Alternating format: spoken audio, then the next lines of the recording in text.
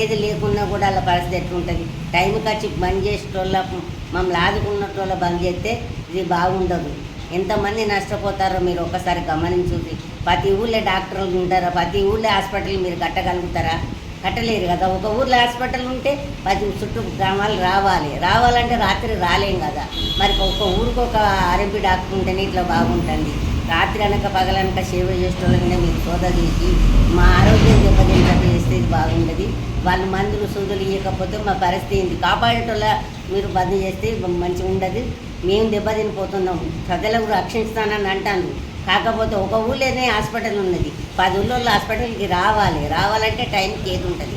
ఊరికొక doctor ఉంటేనే రాత్రి ఆపద వచ్చినా ఆదుకుంటాండి. ఒక ఊరు నుంచి వెళ్ళి పెద్ద హాస్పిటల్కి పోవాలంటే పడితే అంత ఫీజులు వేస్తాను. అటువంటి ఫీజులు మేము కట్టలేకపోయి ఆర్ఎంపీ డాక్టర్లు మేము పోయి ఛార్జీల మందం వాళ్ళు తీసుకోకుండా ఇంటికి వచ్చి బండ్ల మీద వచ్చి రక్షణ చేసే వల్ల మాకు శిక్షేసినట్టు చేస్తాను. ఇది బాగుండదు.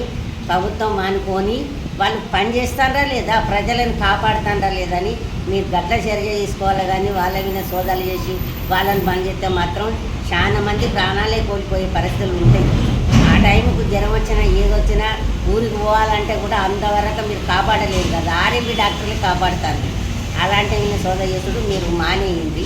లేకుంటే మేమే తిరగబడే కాలం వస్తుంది. రాత్రి అనక పగలనక ఏ డాక్టర్ మా ఇంటికి వచ్చి మాకు మీరు సేవ చేయలేదు.